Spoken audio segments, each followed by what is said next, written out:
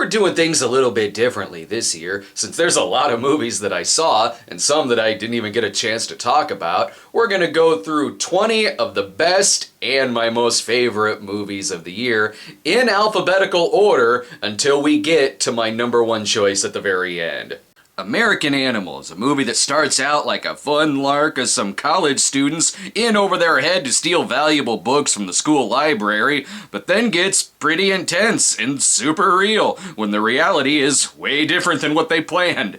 Annihilation, a great science fiction horror film that still makes me have nightmares about that damn hell bear. BlacKkKlansman, one of my favorite Spike Lee movies in a while. This movie's a fantastic undercover investigation film, a buddy movie, and it's both scary and funny, not to mention entertaining as hell. Blindspotting, easily the best movie that I watched on a train this year. It's a brilliantly acted film about a lifelong friendship and how subjects like race and maturity and growing out of old ways can nearly destroy that friendship. And here's a fuck it choice that is on here for me personally.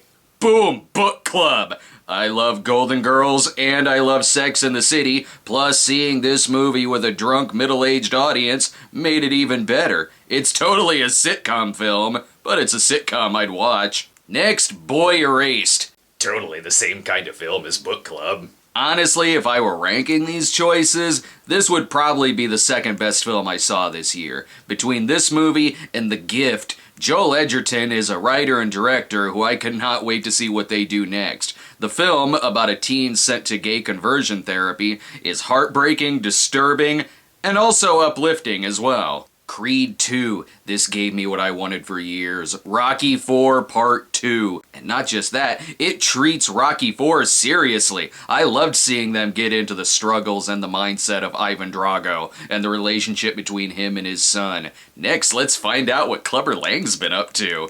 The Favorite. This endlessly witty movie has performances that'll be talked about and cherished for a long while, particularly Olivia Colman as Queen Anne. The movie certainly has no heroes, but has people that you certainly root for. Game Night, my favorite comedy of the year. It's a brilliantly made movie that's a comedy inside of a thriller universe. It's shot and edited like a De Palma-esque thriller, but with comedy characters and a scene-stealing role by Jesse Plemons.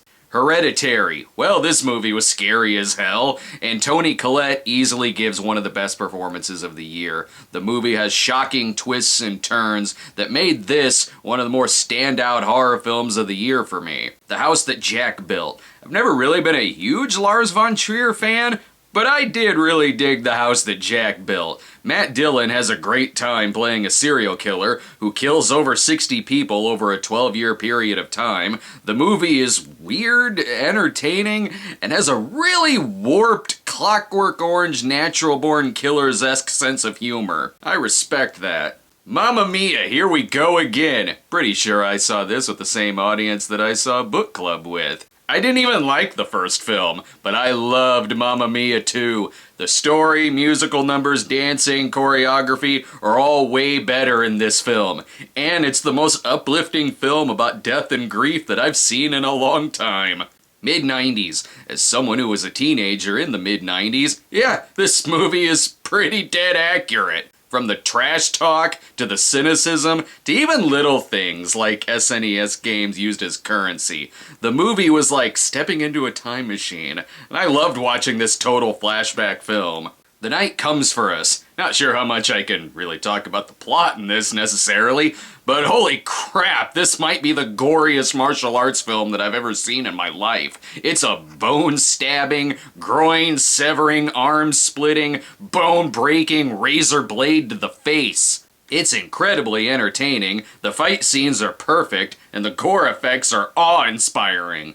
Spider-Man Into the Spider-Verse, one of the best Spider-Man movies. I loved seeing this friendship between Miles Morales and an older, more burnt-out Peter Parker. The animation's gorgeous, and with the inclusion of other Spider-Men from multiple universes, this is a hilarious film.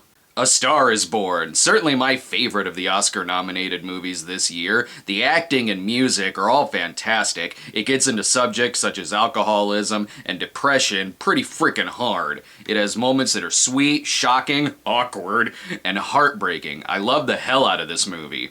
Upgrade, the best action movie of the year. It's been referred to a lot as the way better Venom, which it is, and its spirit definitely belongs more in line with a film like RoboCop. It's violent and funny, and Logan Marshall Green blends multiple emotions perfectly in the action sequences, which are simultaneously hilarious, intense, and brutal.